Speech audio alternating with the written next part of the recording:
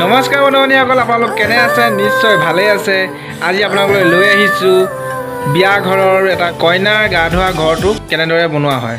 কইনাৰ গা ধোৱা ঘৰটো কিমান বা কি চিষ্টেমত বনোৱা হয়, কিটো পদ্ধতিয়ে লৈ পিনি বনোৱা হয়, তাকে লৈ আজি ভিডিঅ'টো আৰম্ভ কৰিছোঁ। আৰু কইনাৰ গা ধোৱা ঘৰটো আপোনালোকে বনাব নাজানে তেতিয়াহ'লে ভিডিঅ'টো ধুনীয়াকৈ চাব শেষলৈকে, তেতিয়া নিশ্চয় আপোনালোকে মই ধুনীয়াকৈ বতাই দিছোঁ, ধুনীয়াকৈ বনাব পাৰিব। আৰু ভিডিঅ'টো শেষলৈকে চাব, ভাল পাম তেতিয়া। আৰু লাইক, কমেণ্ট আৰু শ্বেয়াৰ, ছাবস্ক্ৰাইব কৰিবলৈ নাপাহৰিব।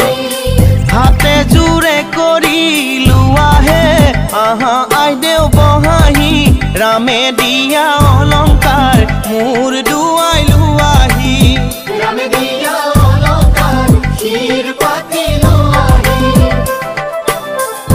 আপোনালোকে এটা কথা ভুল নকৰিব, কইনাৰ গা ধোৱা সম্পূৰ্ণ ঘৰটো কেৱল এডাল বাঁহ আৰু এডাল কলগছেই নিৰ্মিত কৰা হয়। আৰু এডাল বাঁহ আৰু কলগছেই যদি বনাব নোৱাৰে বা বনাব নোৱাৰা হয়, তেতিয়া সেইটো কইনাৰ গা ধোৱা ঘৰ বুলি কোৱা নহয় আমাৰ অসমীয়া সমাজত। কিন্তু আপোনালোকে এই বাঁহ আৰু এডাল কলগছ আৰু ইয়াৰ লগত এখন চেলেং কাপোৰ লগত লৈ পিনি গোটেই সম্পূৰ্ণ ঘৰটো বেৰি ধুনীয়াকৈ কইনাৰ গা ধোৱা হয়। আৰু মেবি দুটা সঁজুলিয়ে কইনাৰ গা ধোৱা ঘৰটো সম্পূৰ্ণ কৰিব।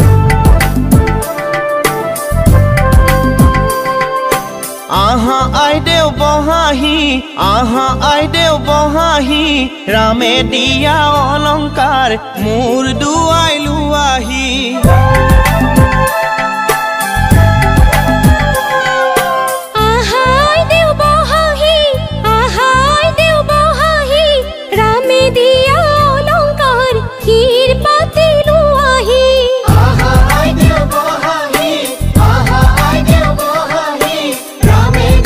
কলগছটো কেলে নিদিয়ে? ডাইৰেক্ট কলগছডাল কেলে নিদিয়ে? ভাগি পৰিব পাৰে মানে কি বিয়া ঘৰ হেঁচা ঠেলাত মানুহৰ ভিৰত ভাগি পৰিব পাৰে। মানুহৰ ভিৰত কইনাক ছোৱালী গা ধুওঁতে পানী ঢালোঁতে ইটো মানুহৰ উবা জোবা কৰোঁতে যে কলগছৰ বদলি বাঁহৰ খুটা দিয়া হয় কিয় কাৰণে? কিয় কাৰণে দিয়া হয়? খাই নপৰিবৰ কাৰণে, খাই নপৰিবৰ কাৰণে ন? কলগছটো খহি যাব পাৰে মানে ঠেলাত খহি যাব বাগি যোৱাটো খহি। এতিয়া খুটাকেইটাৰ নাম কি বাৰু? এইটো এতিয়া কি খুটা বুলি কয়? সোণৰ খুটা বুলি কয়। তাৰমানে যিটো বাঁহে গছেৰে এতিয়া সজালে যিকোনো বস্তু ধৈৰ্য হয়, যিটো বহাটো কাটি দিছে ন, এতিয়া ধুনীয়াকৈতো এটা বিয়া কইনা গা ধুবৰ কাৰণে একদম সম্পূৰ্ণ এটা সুন্দৰ এটা গা ধোৱা ঘৰ। এজন আমাৰ দাই হয়, এজন আমাৰ বৰ্তাই হ'লেও।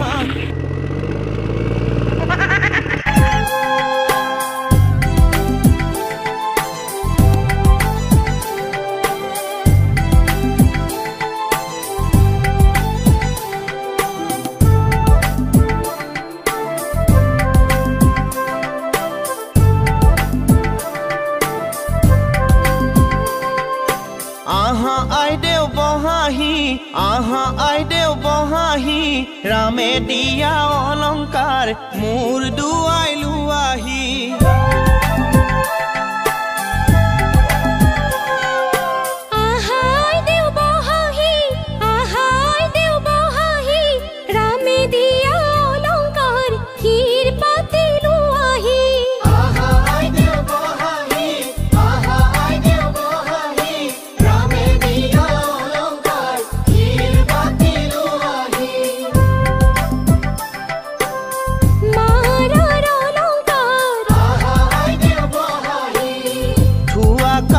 কৰি